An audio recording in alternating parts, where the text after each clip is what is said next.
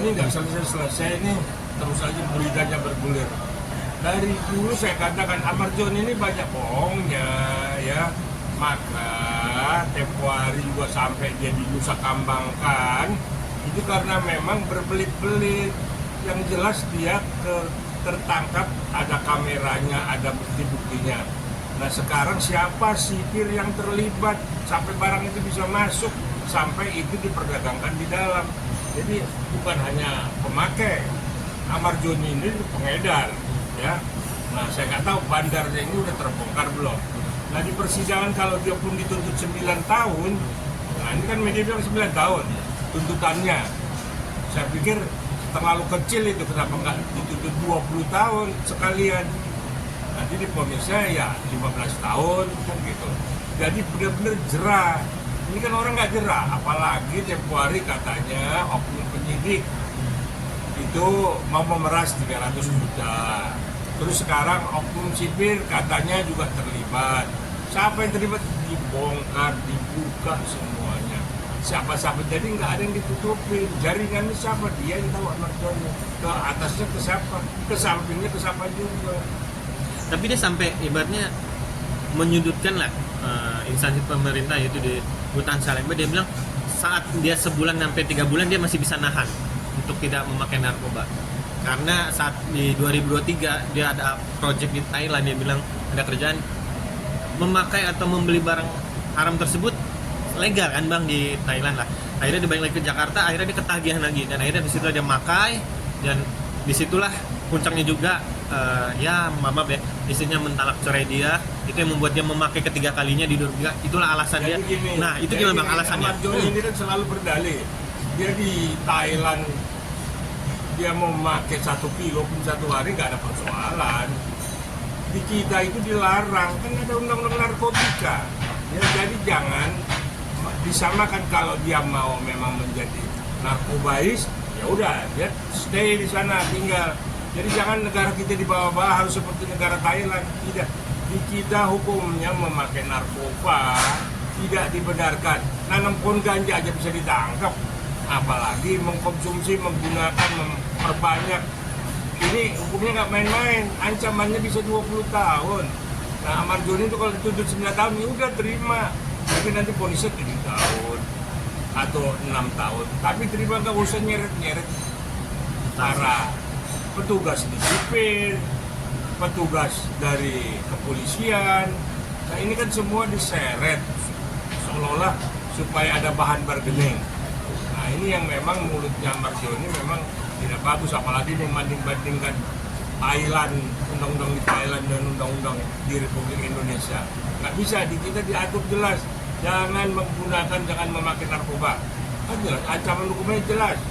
Di atas 5 tahun, bisa 20 tahun, bisa seumur hidup malah.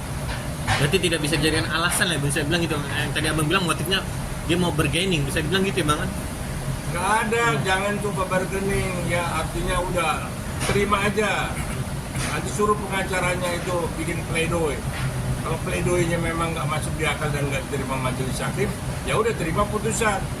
Tuntutan 9 tahun, bisa diponis 15 tahun, bisa juga di bawah tuntutan, tergantung sikap dia. Ini sikapnya kan udah berbelit-belit, banyak bicara, banyak nyeret orang, banyak bohongnya. Nah bagaimana majelis hakim mau simpatik? Dan majelis hakim juga melihat ini orang nggak bertobat, nggak ada juga anunya, pekewuhnya. Nah jadi saya pikir majelis hakim nanti kalau emosi memutuskan itu, tapi ya, majelis hakim nggak pernah emosi ya, artinya berdasarkan fakta dan bukti-bukti yang ada, itulah sebagai alat pemutus.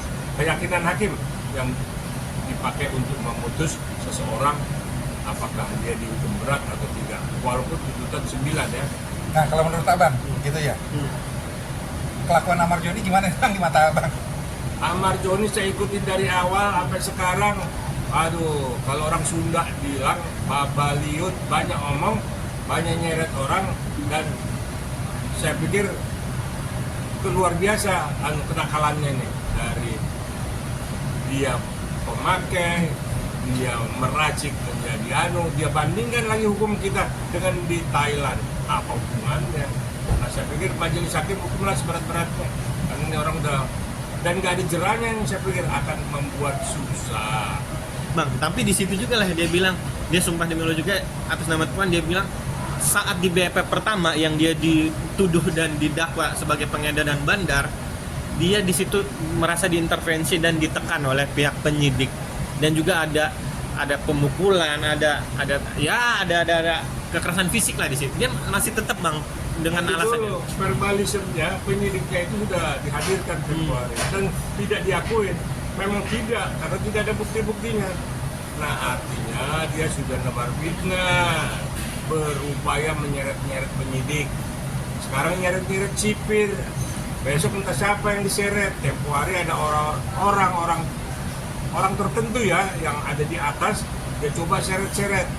Seolah-olah minta bantuan ke sana, makanya bisa pindah dari Nusa Kambangan kembali lagi ke Salemba. Nah, ini yang memang kita lihat karakter Amar Joni, saya pikir tidak baik dan hukum seberat-beratnya. Nah, terakhir, selain dia menyeret oknum ibaratnya sipir dan oknum petugas, dia juga kan menyeret instansi yang tadi saya bilang, instansi pemerintah, yaitu Rutan Salemba, yang dia bilang saat 3 bulan 6 bulan dia bisa mendapatkan barang haram tersebut dan bisa membeli barang haram tersebut seperti kacang goreng Bang, sangat mudah, tapi dibantu oleh karutannya. Kan saya bilang, bongkar. Karutan terlibat, bongkar. Siapa yang terlibat? Tapi jangan asal bunyi dengan bukti. Kalau cuma ngomong lah, dari awal memang kerjanya nyeret semua, ternyata setelah dikonfrontir nggak ada. Nah, inilah Amar Joni yang memang kenapa 9 tahun itu memang terlalu ringan, tuntut seberat-beratnya. Baik Bang, tapi karutan sendiri akhirnya menyanggah atau menyangkal dari pemerintahan atau pernyataan dari Amar Joni yang dia bilang itu tidak benar terkait adanya peredaran barang haram tersebut seperti membeli kacang goreng sangat mudah, karena saat orang masuk pun digeledah, dan saat masuk ke ruangan satu lagi ada X-ray-nya, karena dia sesuai dengan Menteri Mipas harus menggalakkan ibarat membelas narkoba.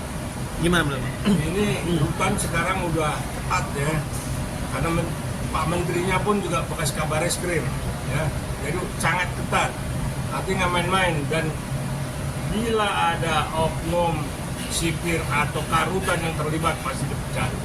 Jadi sangat ketat, mau jenguk orang aja mesti jauh-jauh hari booking untuk bisa masuk. Enggak, biar kita datang langsung bisa diterima, enggak. Jadi sangat ketat sekali. Nah, kalau ada oknum yang nakal, saya pikir dibuka, dibongkar. Jangan ngembet kemana-mana, ternyata nggak benar. Itulah makanya JPU kesel juga mungkin. Dituntut 9 tahun, tapi masih bagus, cuma 9. Kalau dituntut 12 tahun, berdasarkan pasal 1 Undang-Undang Narkotika, babak belur dia. Ya. Jadi saya minta terima aja. Tapi kalau bisa memang pledoi sebaik mungkin, suruh pengacaranya buatkan pledoi yang baik, tidak menyeret-nyeret aparat, tidak menyeret-nyeret karutan. Saya pikir itu intinya. Terima kasih. Oke.